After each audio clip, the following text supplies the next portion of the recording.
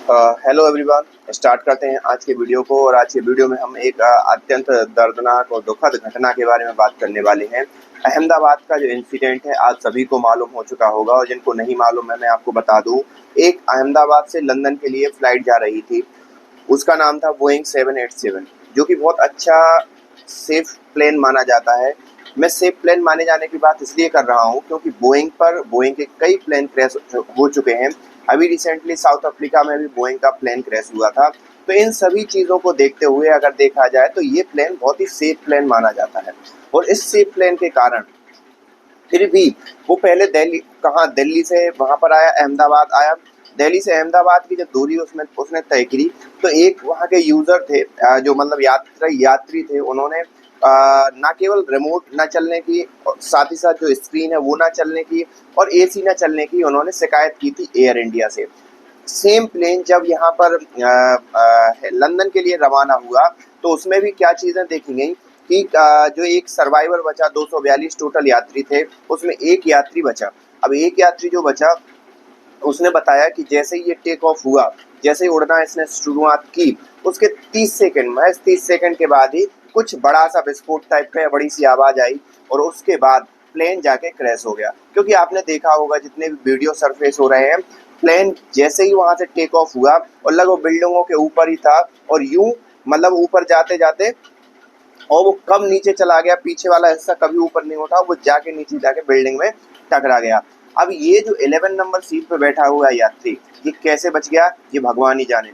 लेकिन ये बहुत ही दर्दनाक, बहुत ही दुखद घटना है जिसमें हमारे गुजरात के पूर्व मुख्यमंत्री विजय रूपाणी साहब की भी दुखद मृत्यु हो गई।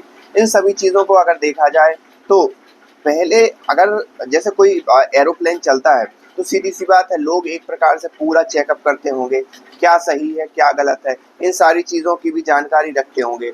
लेकिन इसमें ऐसा क्या गलत हुआ क्या सही हुआ कि इतनी बड़ी दुर्घटना हो गई। अगर हम बात करें लाइव अपडेट की तो वहाँ पर अमित शाह जी ने विजिट कर ही लिया है। प्राइम मिनिस्टर मोदी ने भी मतलब विजिट करने वाले हैं, प्राइम मिनिस्टर मोदी भी वहाँ पर विजिट करने जा रहे हैं। ये घटना इतनी बड़ी है कि सारे नेताओं ने, सारे अभिनेताओं ने इस घटना पर दुख जताया है। और इस प्रकार की घटना आपको मालूम होगा बाहर विदेशों में हमने जनरली देखी है, लेकिन भारत में अभी तक नहीं हुई है।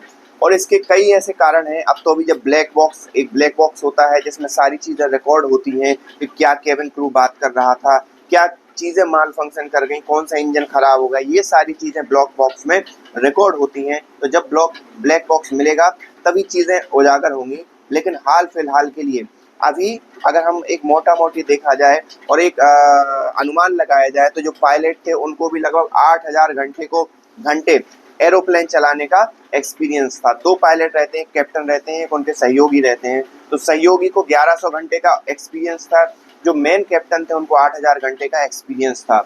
और साथ ही साथ जो विमान था बोइंग 787 एयर ड्रीमलाइनर, ये भी लगभग 10 साल पहले ही खरीदा गया था। अगर हम बात करें इसकी जो एज होती है तो लगभग एक विमान 30 साल तक चलता है। तो अगर हम उसके हिसाब से भी देखा जाए तो एक मोटा-मोटी तौर पर बहुत सही चीज़ें निकल कर सामने आ जाएँ कि कोई खराबी नहीं थी। अब इनमें मृतकों की बात कर लें अगर, तो एक पूरा परिवार जिनके 3 बच्चे और खुद 2, दोनों के दोनों लंदन में शिफ्ट होना चाह रहे थे, डॉक्टर दंपत्ति थे, और उनकी भी बहुत दर्दनाक मृत्यु हो गई। कई ऐसी जो थी, मतलब कई ऐसे एक कजिन निकल कर सामने आए जो कि घूमने जा रहे थे, वहाँ पर छुट्टियाँ मनाने जा रहे थे, वो राजस्थान से थे, उनकी मृत्यु हो गई। ऐसी कई कहानियाँ आपको देखने को मिलेंगी। और जब आप उनके वीडियो देखोगे या जो उनकी रियल इमेज देखोगे वो बड़े ही भीभत्स हैं, पूरी बॉडी जल गई और ये सारी चीज़ें हैं। ऐसी दर्दनाक घटना पर मैं संवेदना व्यक्त करता हूँ और इस प्रकार की घटना ना हो, यही एक प्रार्थना करता हूँ। तो आई होप, मतलब क्या ही बोलूँ इसमें अभी।